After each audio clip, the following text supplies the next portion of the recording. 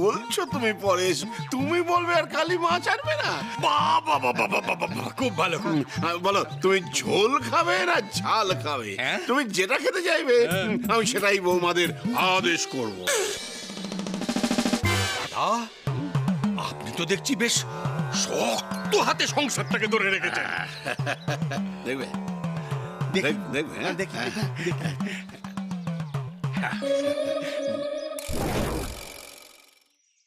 বৌমা বৌমা, বৌমা কোথায়? দেখতে পাচ্ছি না। আসবে আসবে আসবে। আর সবাই আমার ভয় একদম ঠক ঠক ঠক ঠক করে কাঁপে, থরহরি কম্প হয়ে যায়। বৌমা বৌমা কোথায় তোমরা?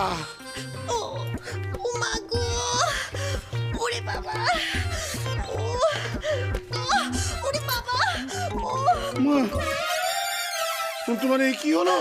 বাবা, হ্যাঁ? আর বলবেন না বাবা। ওই রান্নাঘরে না খুব কাজ করছিলাম, খুব কাজ। এ বাবা, ওই সবার জল খাবারের জন্য সবজিগুলো নিয়ে না বসে বসে কাটছিল। হঠাৎ হয়েছে কি, বটিতে পাটা কেটে গেল।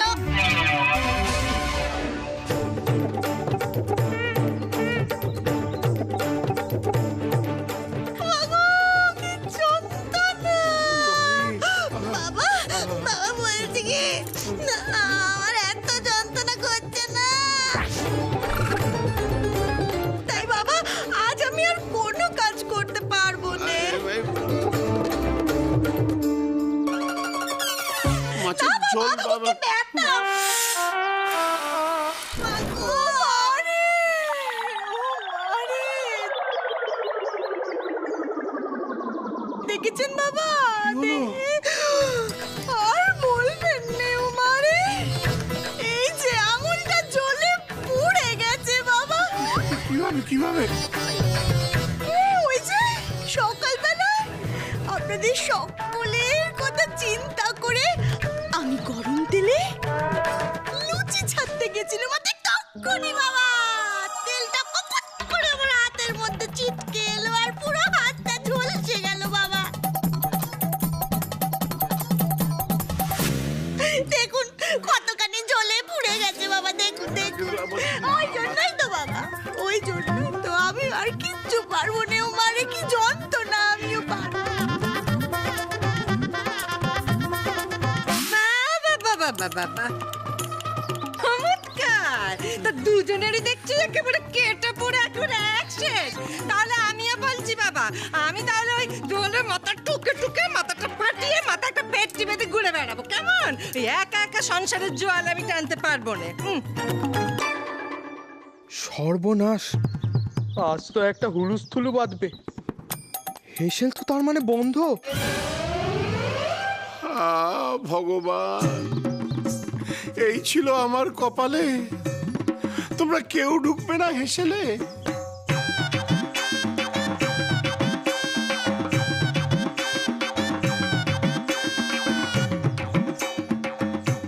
আমিও পারবো না। দেখি এবার কি হয়।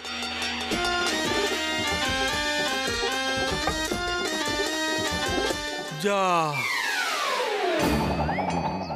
আমি মনে মনে ভাবলাম যে আজ কাতলা মাছের নানান পদ রান্নার প্রতিযোগিতা করব,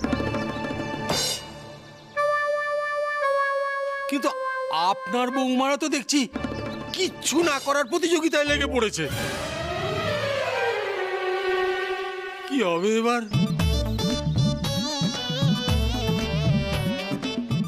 না না, খবরটা শুধুকে দিতেই হবে।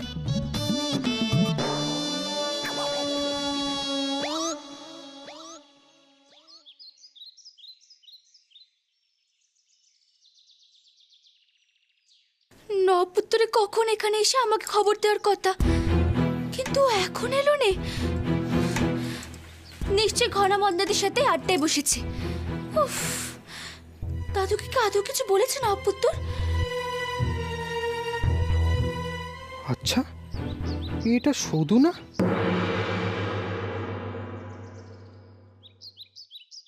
হ্যাঁ, এটা শুধু ছাড়া আর কেউ হতেই পারে না।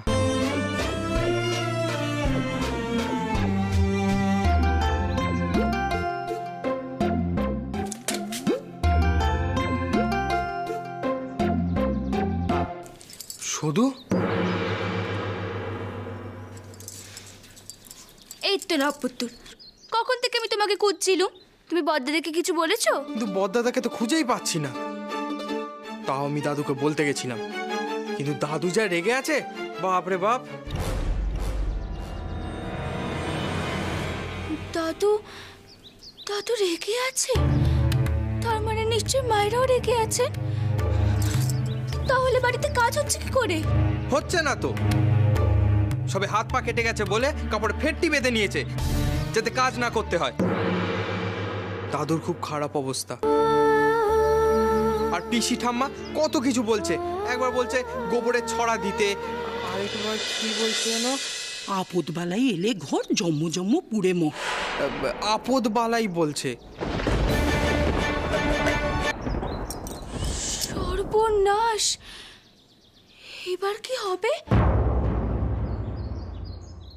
আমি বাড়িতে কি করে যাবো রান্না করতে?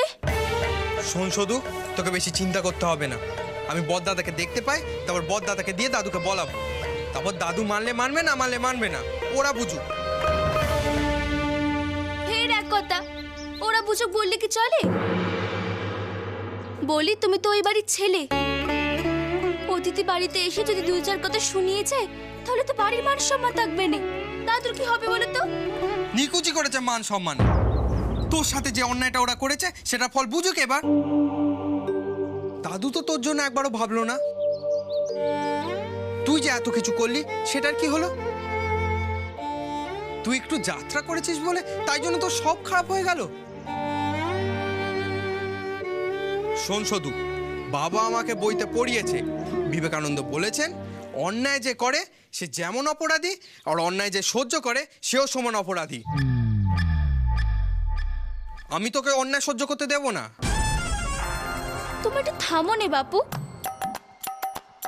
অন্যায় যে করে আর অন্যায় যে সহে, তব ঘৃণা যেন তারই তৃণসম দহে। এটা রবি ঠাকুরের কবিতা। তোমার এই পণ্ডিতের মাথায় তুমি রবি ঠাকুরকে আর স্বামীজিকে এক করে দিও নে বাপু। শোনো নবাব পুত্র, সংসারের জন্য অনেক কিছু করতে হয়। তুমি বড় মাকে দেখো নি? বড় মা সবকিছু সহ্য করে সংসারের জন্য কত কিছু করেন। করুক। পিসি ঠাম্মা তো সকাল থেকেই শুরু হয়ে যায় একের পর এক ফরমাইশ। সারাদিন জ্বালাতন করে সবাইকে। এবার বুঝুক জ্বালাতন করলে কেমন লাগে। এটাই তো তোর সাথে সবাই করতো।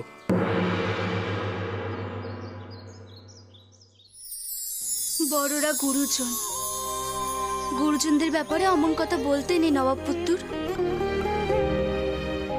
তুমি তো আমার উপর না বুঝে রাগ করেছিলে, এখন বুঝেছো বলে আমার হয়ে কথা বলছো। যেদিন সবাই আমার ব্যাপারে বুঝবেন, সেদিন দেখবে সবাই আমাকে খুব ভালো বলবেন। তুমি এখন গিয়ে বদ্দিদিকে খোঁজো তো। মা মেজমারা খুব কষ্ট পাচ্ছেন। যেভাবেই হোক আমাকে বাড়িতে যেতেই হবে। দাদুর তো বিকেলবেলা খুব খেতে পায়। মা মেজমারা তো পিসিদের থেকে নিয়ে নাজেহাল। কি করে খেতে দেবেন বলো তো? আমি দাদুর জন্য আমসত্ত্ব বানিয়েছি, দাদুকে দেবো বলে। দেখেছিস, এই পাকামিটা করার কোনো দরকার ছিল? দাদু তোর উপর আরো রেগে যাবে, আবার আমাকে দিয়ে ফেরত পাঠাবে। পাঠাবে নেগো। ঠিক আছে, তুমি এখন যাও তো, আমি এবার আসছি। আমার জন্য আমসত্ত্ব আনবি না?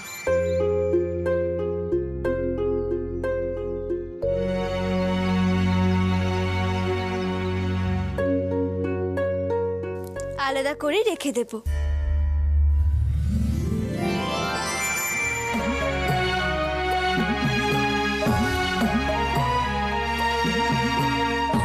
সবার কথা ভাবিস তুই শুধু, তোর কথা আমি ছাড়া কেউ ভাবে না।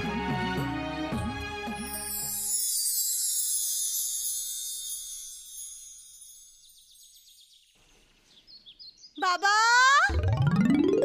বাবা, একবারটা নিচে আসুন দেখি। আপনার পায়ে ধুলো না নিয়ে তো যেতেও পাচ্ছি না। আসুন। হ্যাঁ বাবা, একটু তাড়াতাড়ি আসুন বাবা। ডাকাডাকি কর।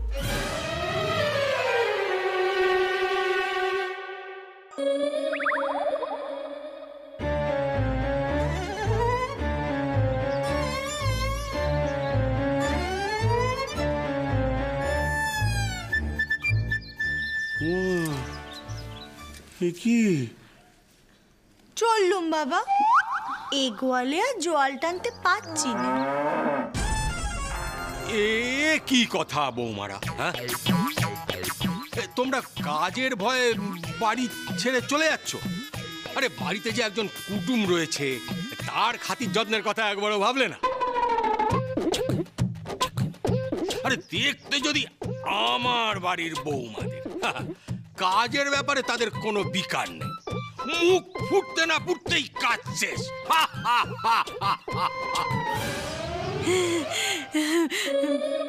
পিসে মশাই, বলছিলাম তাদের তো সাথে করে এখানে নিয়ে আসতে পারতেন, ভালোই তো হতো।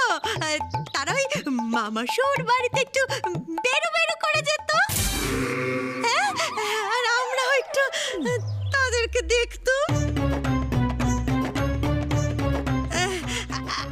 আসলে হয়েছে কি, আমরা আবার না ওই তেমন কাউকে কখনো কোনোদিন দেখিনি, তার জন্য ওই আপনারা যেমন বলছেন তেমনটি আর আমাদের শেখা হয়নি। ও মারে, তা আমি বলি কি পিসে মশাই, একটা কাজ করুন না, এই আমাদের সকলকে আপনাদের বাড়িতে নিয়ে চলুন। বেশ দিন 15 আপনাদের বাড়িতে আমরা সবাই থাকবো, আপনার বৌমারা আমাদের সকলের সেবা যত্ন করবে, ব্যাস আমরাও ওদের দেখে দেখে শিখে যাব।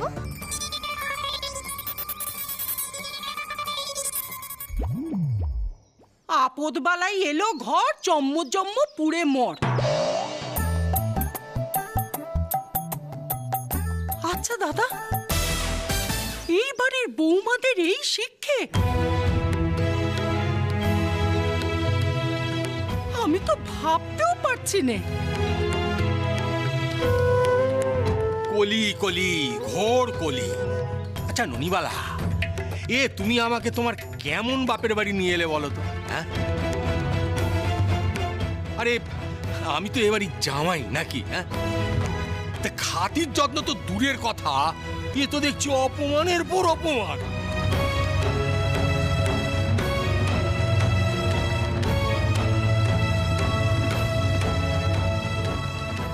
শোনো বৌমারা, তোমাদের একটা কথা বলি,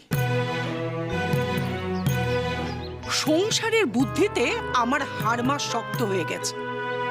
এবাড়ির মেয়ে হয়ে তোমাদের সরাসরি আমি একটা কথা বলতে চাইছি, তারপর তোমরা থাকলে থাকবে, না হলে আমরা চলে যাব।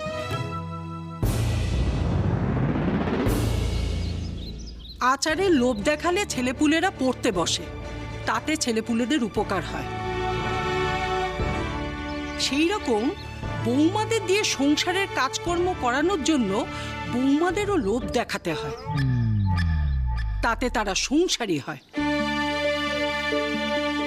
তোমাদের শাশুড়ি নেই, সেই জন্য তোমাদের সংসারী করার দায়িত্ব আমি নিচ্ছি। তা না হলে আমার দাদা তো তোমাদের জ্বালা একেবারে শেষ হয়ে যাবে। না না ননি, ওরা এমনিতে ভীষণ সংসারী। থাক দাদা, ওদের হয়ে তোমাকে অত সাপাই গাইতে হবে না। ওরা যে কি সেটা আমার ভালো করে বোঝা হয়ে গেছে।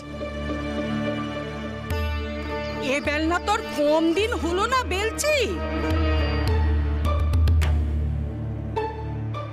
দাঁড়াও, আমি আসছি।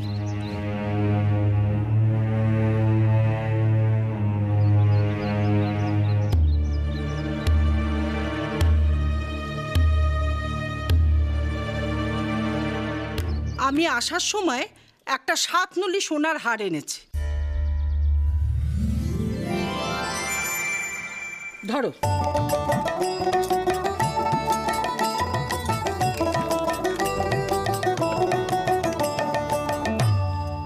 এই যে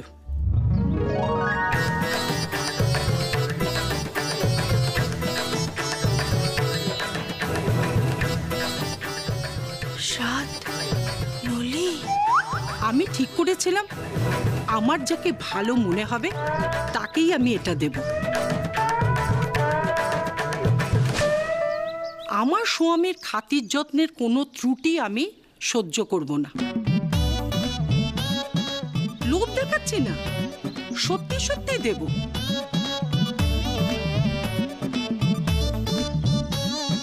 তোমাদের কারুর যদি দরকার হয়, সে থেকে সেবা করো।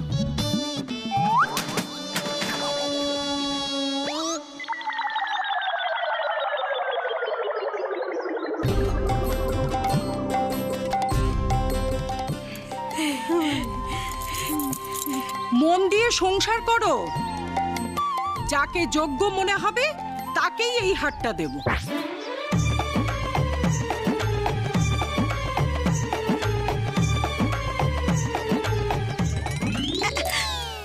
ও আরে বলছিলাম আমার একটা কথা আছে।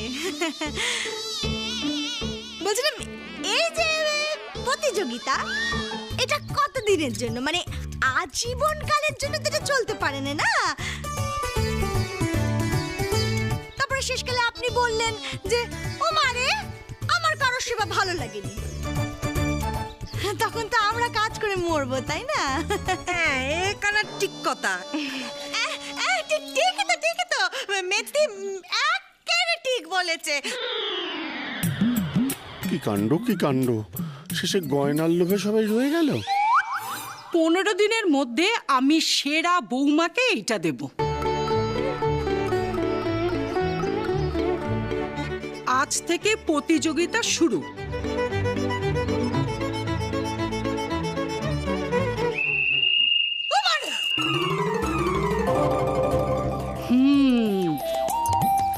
দেখলে তো কেন বায়না করে গয়নাগুলো গড়িয়েছিল? আপদে বেপদে কাজে লাগে। মুয়ামা, মুয়ামা, মুয়ামা, আমি এই আম সত্ত্ব দাদুর জন্য নিয়ে যাব। দাদুর খুব প্রিয় খাবার। আমি শুনেছি হরি দাদু আর আমার দাদু নাকি ছোটবেলায় একসাথে আম সত্ত্ব চুরি করে খেত।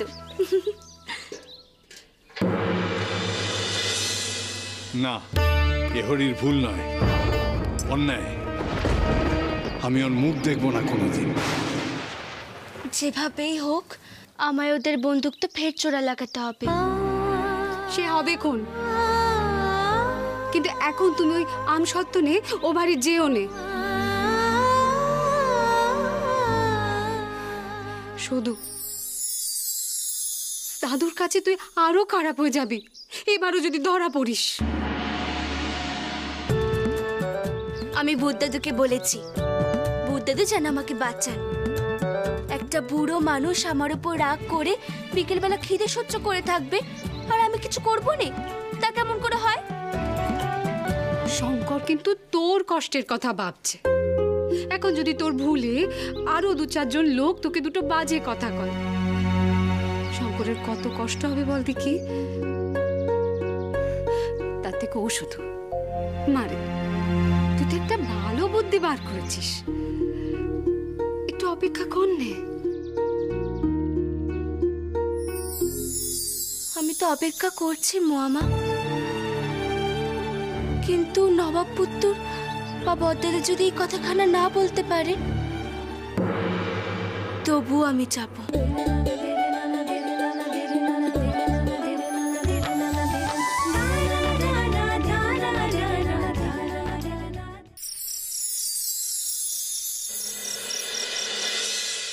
তুমি হিসেব করে দেখো, ঠিক যে হারে তুমি টাকা খরচ করছো, 15 দিনে ঠিক সেই হারে টাকা খরচ করলে কত টাকা খরচ হতে পারে হিসেব করো। কেন বলো তো? ও মারে কেন? পিসিমার ওই 7 নলি হাটটা, ওটা আমার চাই। কাজ তো আমি বেশি করবো না, করবই না, বাজার দিয়ে বাজিমাত করবো। ও মারে তাই তো বলছি, তুমি না বেশি বেশি করে বাজার করবে, বুঝেছো? আমি না তোমাকে পিসিমার সামনে শুনিয়ে শুনিয়ে বলবো, হ্যাঁ, যে এটা আনো, ওটা আনো, সেটা আনো, আর তুমি ঠিক তাই তাই আনবে, তাজা তাজা থেকে, বুঝেছো? হ্যাঁ মেজবানি, সে নয় বুঝলুম, কিন্তু তুমি একটা কথা বলো তো, মানে আমি একা কেন? ও মারে, কারণ তুমি ছাড়া এই বাড়িতে টাকা খরচ করার মূলধার কারণ নেই, তাই? তুমি বাজার করে না দিলে এই বাড়িতে হাড়ি চড়বে না, সেটা আমি খুব ভালো করে বুঝে গেছি। তাই তো ওরে, তাই তো উপযুক্ত গিন্নি হওয়ার এই দৌড়ে আমার পাল্লা সবচেয়ে ভারী।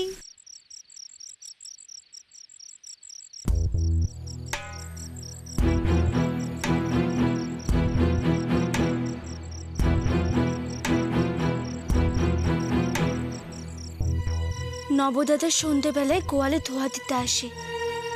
যেভাবেই হোক এই আমসত্র নবদাদাকে দিয়ে দাদুকে পাঠিয়ে দিতে হবে। নবদাদা যদি একবার ঘরে চলে যায় তাহলে ভূতের ভয়ে আর বেরোবে না।